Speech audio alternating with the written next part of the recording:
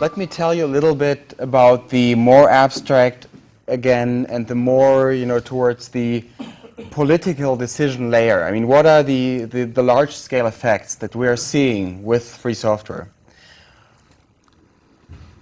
Of course, no presentation can go without this slide. What is free software? I mean, I heard in your presentation, as far as I was able to understand, that you made the point that it is about freedom, not price. And that is something that you should always emphasize to people who have not heard of the concept before. Free software can be sold. It is being sold. It is also commercial software. There is non-commercial free software and there's commercial free software. It depends on how you want to use it. In particular, it is 4 freedoms that define free software. It is the freedom of unlimited use for any purpose. It is the freedom to study and to modify for your own needs. It is the freedom to copy and the freedom to distribute modifications. Software that gives you these 4 freedoms is free software. That definition was first published January 1989 and has ever since been the definition of the term free software. Freedom sounds rather abstract. It has to be implemented. The way we do it generally is through copyright, or droit d'auteur, right of the author. An author, the copyright holder of a program, can choose a license, and the license then gives you the freedom. There's a lot of free software licenses out there, which I'm not going to go into. I'm going to save us this. The acronyms down there are the most often found ones. But you can always know whether a piece of software is free software by looking at the license and checking, does this license give me these freedoms? If it does, it is a free software license. The freedom to study is very important for education. It has significant implications for education. For one, there is no secret art. You see, there is no part for which you are not entitled to know how it works. There is no part that is secret knowledge, only available to people who are initiated. You can learn it. And in fact, there are no built-in barriers either. So you can choose to learn it as far or as little as you want. But it is your decision how far and how much you want to learn. And there are no sandbox games. This is the real thing. You do not study hypothetical situations. No, you can actually look at the real thing. The things you can learn from is the state of the art.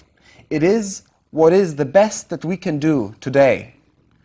So you can actually learn from the best directly. You have instant access of the knowledge of the best. Also, free software helps you get away from the Pavlovian habit training. Sadly enough, most of our IT education these days is product schooling. It is nothing else. It is pure product schooling. How do I use that product of that company? That is like, teaching children how to operate microwaves or can openers. That is not exactly what we want them to understand. We want them to understand the principles behind it.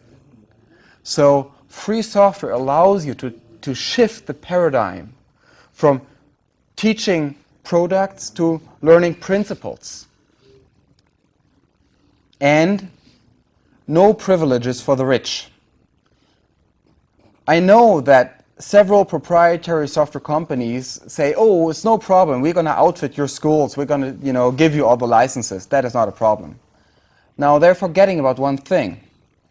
When pupils do their homework, they actually need the same software at home, which means when you use proprietary products, you obligate the parents of all the children to buy that software for their computers at home. They cannot take it home. With free software, they can. The students are encouraged to take home the software. And in fact, they're even encouraged to teach their parents, their grandparents how to use it. So you have a horizontal transfer of knowledge within society even. And that is a wanted effect. It is perfectly legal. It is encouraged to do so.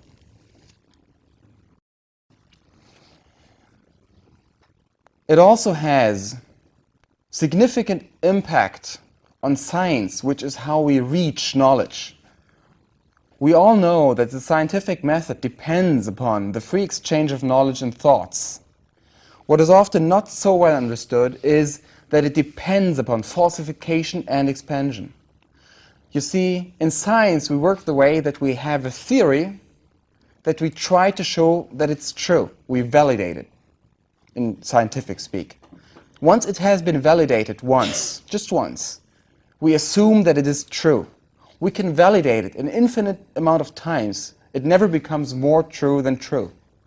But if I just show once that it does not work, just once, I know that the theory is either so faulty that I have to discard it altogether, or I have to modify it.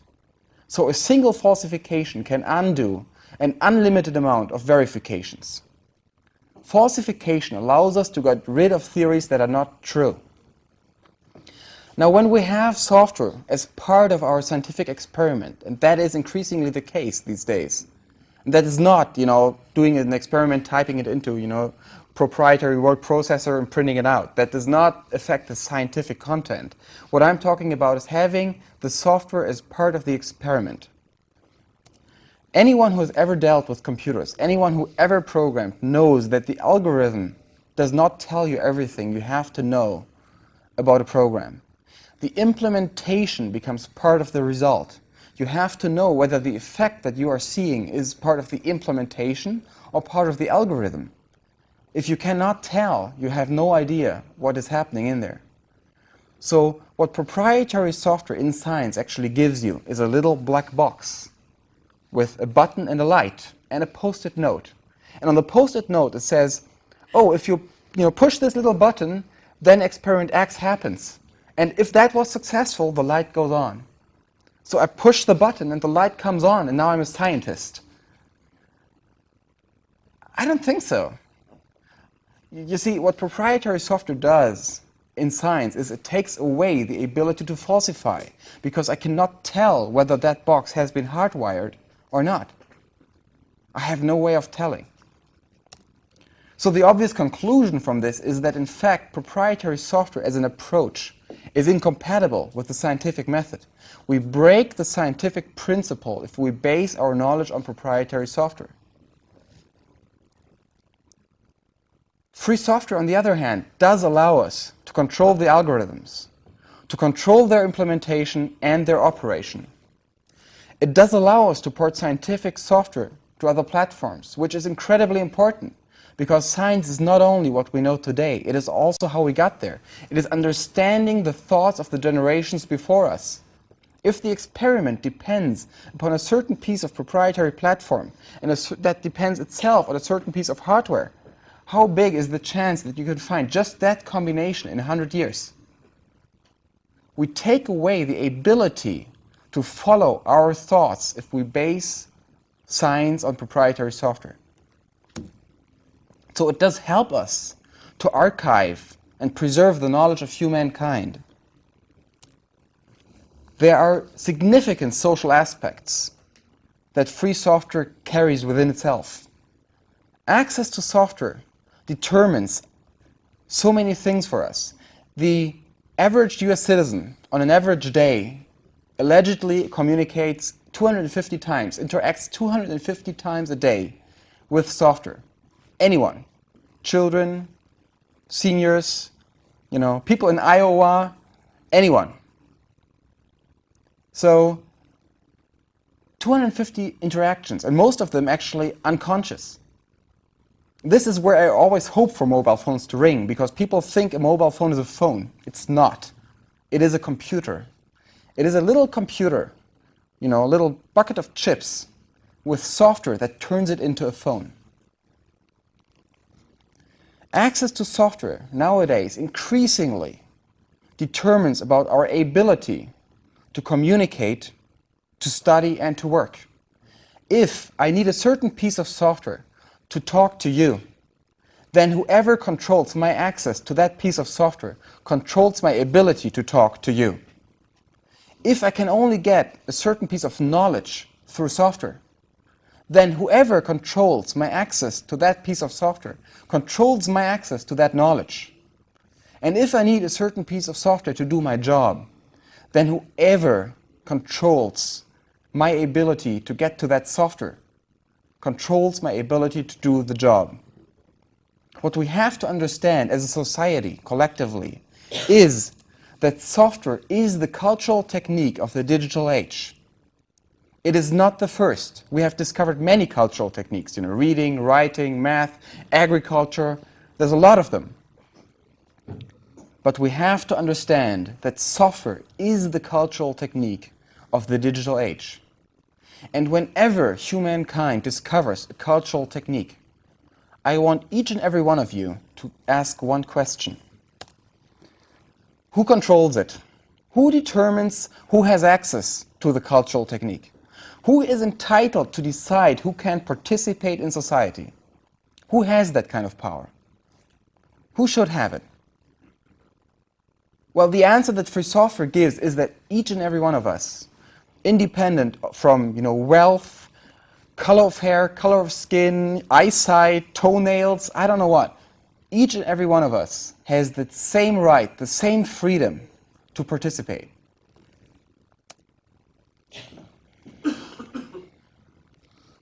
Let me do a brief detour into national economy here, because there is this long-term effect by using free software in education in particular that affects national economy indirectly, very significantly. Business requires, in general, communication between vendors and customers. I think, you know, we don't have to debate this one. We have a second fact that we know from sociology, that each and every one of us knows any other over no more than 5 others. I mean, sometimes it's 6, sometimes even 7. Here it may be less, I don't know. But there is a finite number of people that connect us to each other. We could all play the game to go to any person in this room and try to find the people that we know each other through or over. And then we know from experience that proprietary software tends to only work properly with itself. If I want to work with somebody who uses a certain piece of proprietary software, I usually have to have the same piece of proprietary software.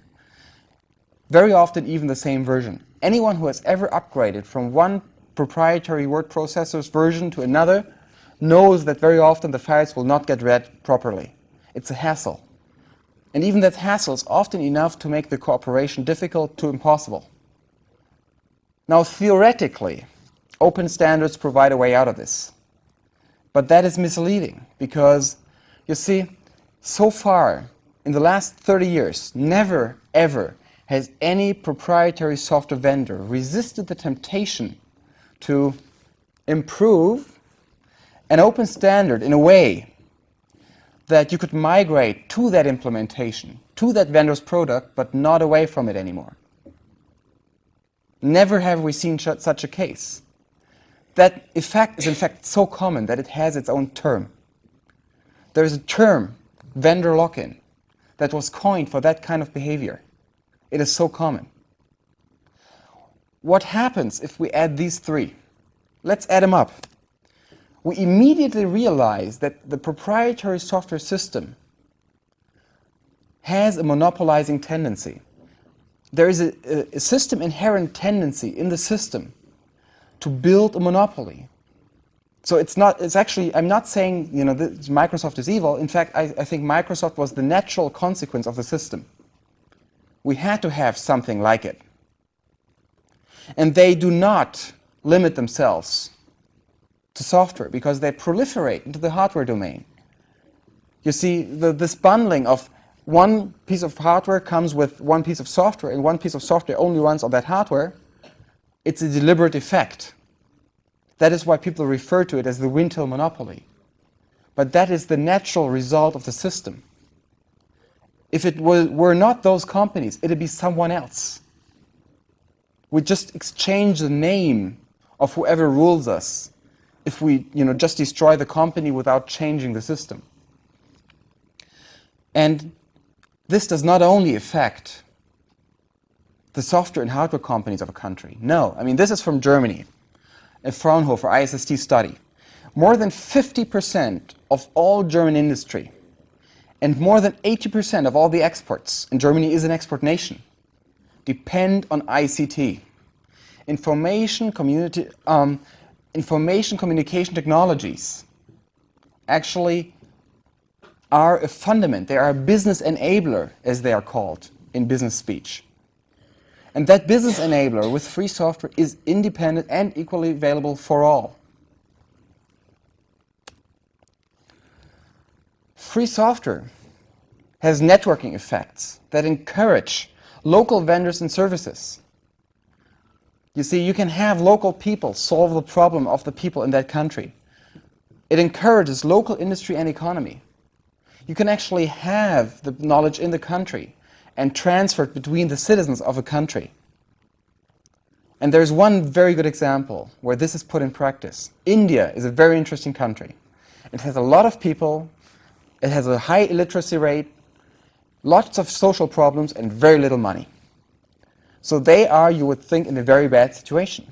So what have they done? They wanted to increase the computer literacy of the population. Well, they could never afford buying, hard-end software from the north and distributing it to their people. Plus, it wouldn't really help them anyway. Not in the long term, not as much as what they have done has helped them, because instead they chose to have local engineers design a PDA, personal digital assistant, these little handheld devices. Then they set up local factories to produce them and a local company to sell them. It started shipping a month and a half or 2 months ago for $150 US. They think they can bring down the price to $100. Why could they do that? Because of free software. Free software allows you to port it to other platforms. So they had the freedom to use the full power of free software. This is not breadcrumbs off the rich people's table. This is the real thing. Their software is by no means worse than the software I have on this laptop. It is the same thing. And here comes the beauty of it. When India now decides to say, okay, let's increase the computer literacy of our population. So we set up an educational program and put a lot of money into these computers to educate our people. We give them out to the poor. What happens? Well, the money goes to the people who shipped it in the country, to the company that sold it, to the factory that produced it, to the engineers that designed it. At all times, does the money circulate in India. So the money keeps circulating in India instead of just jumping out of the country in the first hop, as it does for proprietary software. And it does that in Europe and here is the same way. I mean, Europe suffers from this as much as you do. It's just much richer, so it can suffer this a little longer. But even Europe has started to feel that pressure. So free software does allow you to set up a sustainable local soft and hardware industry. It does empower the national economy to a level that was unknown before. And when you have people leaving the schools knowing about free software, some of them starting business with free software, some of them becoming customers of free software, you actually encourage such network growth. Let me draw a resume. Free software offers the best answers that we know today. I'm not saying the only answers, I'm not saying the best answers for all time, but the best answers we know today for education, science, society, and national economy in the information age. And the choice really is ours. We can make that choice. And we can build a sustainable future upon this. We simply have to choose it. Thank you.